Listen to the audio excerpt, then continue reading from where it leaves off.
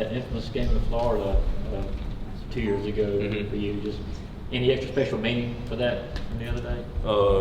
No, I would just be playing the game that I love to play with my teammates. Teammates doing their job, executing the play at a high level. And I was just the fortunate one to be open on that play. Just thankful for the opportunity. Yeah, great throw by Steph. You go up to make a great catch. Is that a particular play something y'all had worked on a lot in practice? It's something that's just timing, I guess. Timing with quarterback and receiver. That's something that we always work on daily with Stetson and all the other quarterbacks. So we're just on the same page on that play. So he has to throw it just over the reach of the defensive back, right? And you have to time your lead. Right, that was a great throw by Stetson. He put it right on the money. It couldn't be any better. Marcus, what has the path to right now been like for you coming off of that injury? It's been a long journey. A lot of ups and downs. A lot of other little minor injuries between all that of what happened. But yeah, it's definitely been a long journey. I'm just grateful and thankful to be in the position I am right now and to be able to still play again. I love to play with my teammates. How much motivation, if it is at all, you obviously have a great reputation. You're a starter at Georgia and of being a great blocker, but how much do you want to change the narrative to hey, I'm a great receiver too? I mean, you've had some big catches this year, a lot of them. I couldn't believe that was your first touchdown since then. So is that something that you really want to?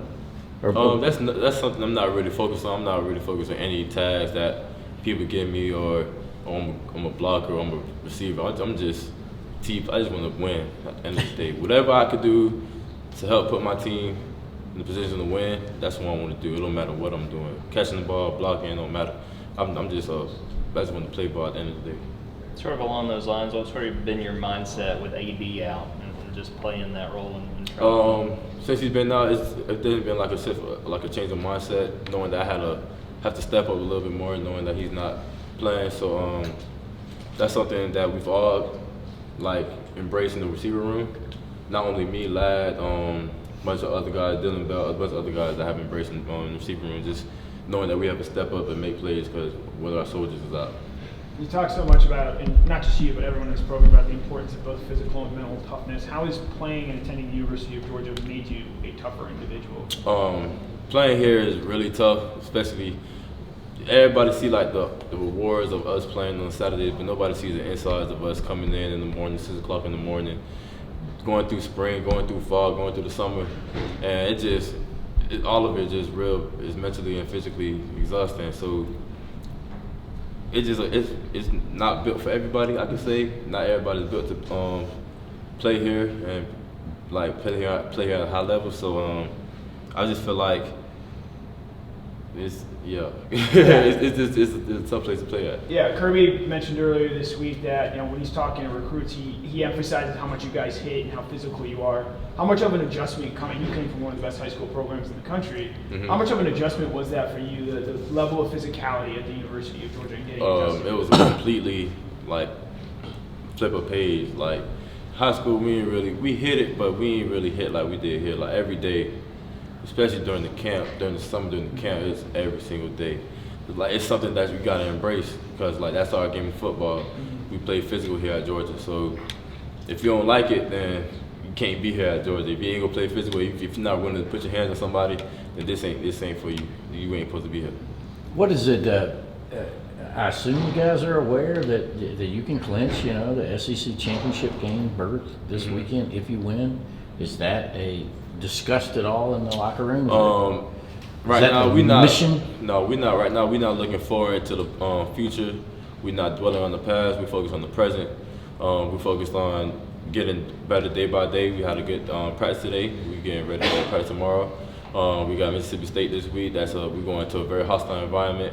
We're on the road, night game, in their stadium. They haven't lost. I believe they haven't lost at home in a year or so, something like that. So we know it's a great opportunity for us to go out there and show the work that we put in this past week, and we just thankful for the opportunity that's coming up. Marcus, what dimension is Arian bringing to your offense with these you get loose downfield? Excuse me, I ain't hear the question. What dimension does Arian Smith bring to your offense when he can get loose downfield like he did last game? As you know, Aaron, he's a speedster, really explosive. We have using him in our offense is going to put us to another level with his speed. I feel like nobody in the country will be able to can run with him. So that's like a weapon. That's a weapon that we're very glad to have in our offense. Marcus, what stands out to you about Mississippi State's defense? They have a unique defense. They run a 3-3-5. Usually three down linemen with they have like a 5, like three. They got 3 safeties back there. So they do a lot of games up front, a lot of twists, a lot of stunts, stuff like that, try to confuse us.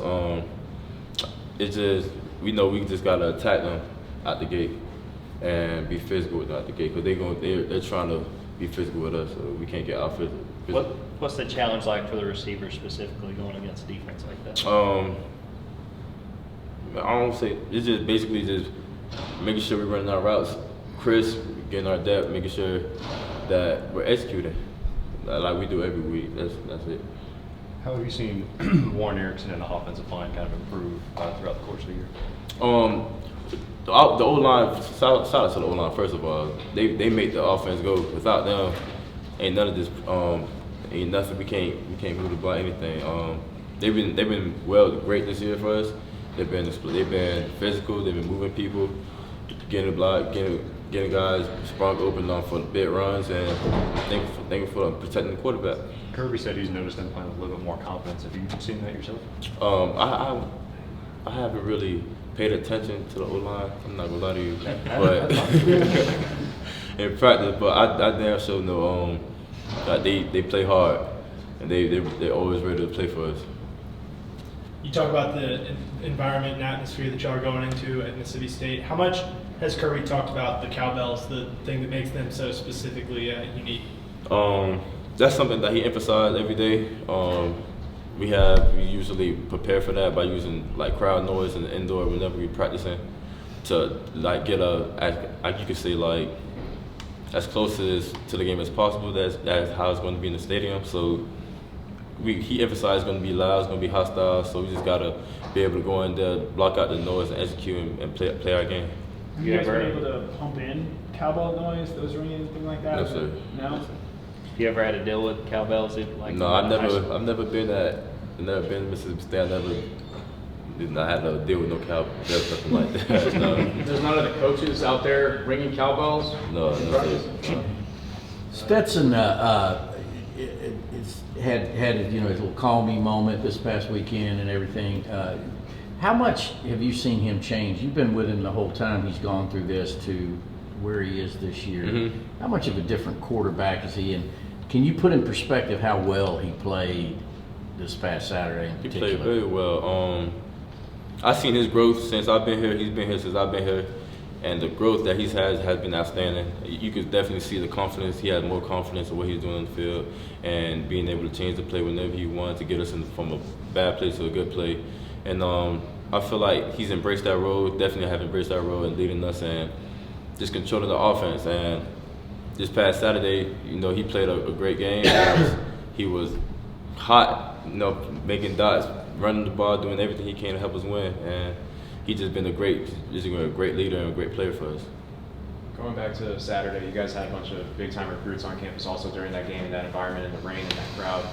Were you able to speak to some of the receiver recruits after the game, and if so, I didn't speak with any. What would you tell receiver recruits what to expect if they were to come strap up for the red and black? We gonna hit here. It's gonna be physical. You better be tough. You're gonna come here. That's all I gotta say. Is there a particular moment that stands out from when you were a freshman, you got hit, and you had to realize like, oh, this is how it's gonna be here? There was one time in practice, I had like an over route, and Richard LeCount came down, and I didn't see him coming. And he hit me he gave me a little wake up call, my first little welcome to college hit. So yeah, that was the only time. But I think that's the only time I got caught for real since I've been here. Do y'all laugh about that now? Yeah, we laughed about it, but it wasn't too bad. How was, getting back to Stetson, how was his relationship with receivers? I don't want to say changed, maybe the wrong way to say it, but grown, developed from last year when he became starter to right now? Is there any difference at all? Just kind of what's happening like? I feel like it have definitely grown, like the relationship that we have, because we spent like more time throwing. That was one thing that we emphasized from last year, getting our chemistry down, getting our timing down with all of us. So I feel like the chemistry between us has definitely grown and definitely gotten better throughout the season. It doesn't seem like it's with one person, like you see a lot of No, quarterbacks will fall exactly. in love with one guy. But Mhm. I mean, how much is that aspect, helped? That's the aspect I feel like that helped, because it's just not one person getting all the love. Everybody's touching the ball. Everybody getting the opportunity to make a play, and he's doing a great job of feeding everybody. That's whenever we're open, he's doing a great job feeding us. Question for Marcus? Thanks for your time. All right, thank you. Thank you, Y'all have a good Marcus. night.